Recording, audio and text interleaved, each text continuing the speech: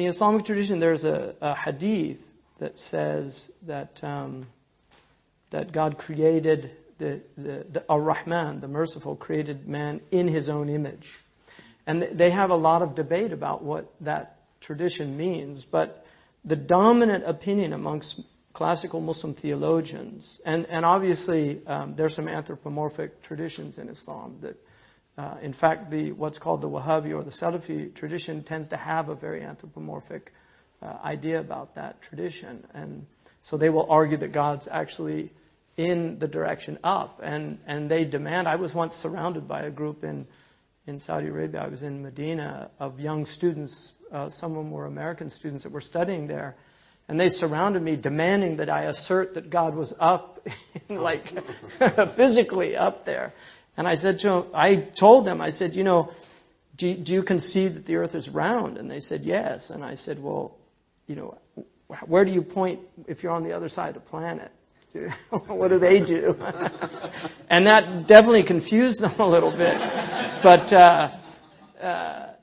the theologians argue that we're created in the metaphysical image of God. And there are 20 attributes that are considered necessary for God to believe that God, the one is aseity, which the Catholics assert also. The idea that God is a being unto himself. He does not need anything outside of his own essence to exist.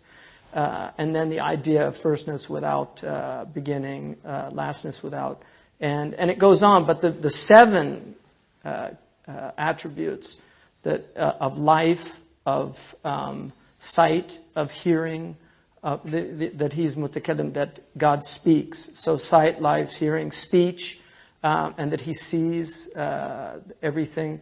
The 7 attributes.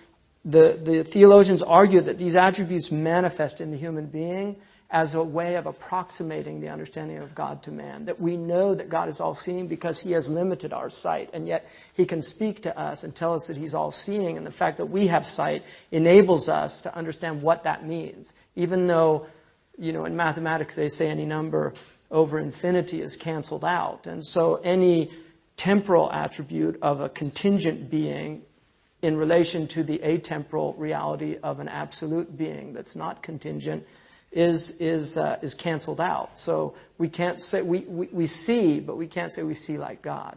But when God says he is the all-hearing or the all-hearing or the omniscient, the all-powerful, we know what power is because we have been given this limited power, contingent power, that enables us to understand that concept. So the Muslims agree with the Jews and the Christians on that principle, but with that caveat that it has to be understood.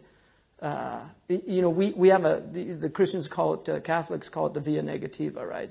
In theology, that we believe that it's easier to say what God is not than to say what God is. And the Muslim theologians say that anything that will occur to your mind, God is other than that.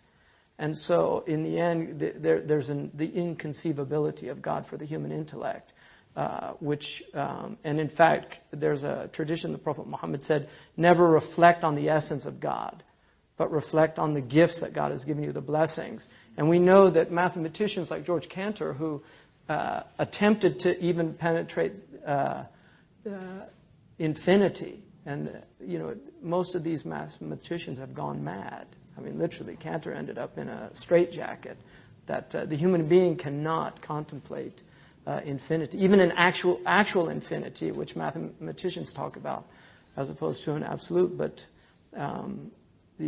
God's essence is impenetrable for the human intellect. So.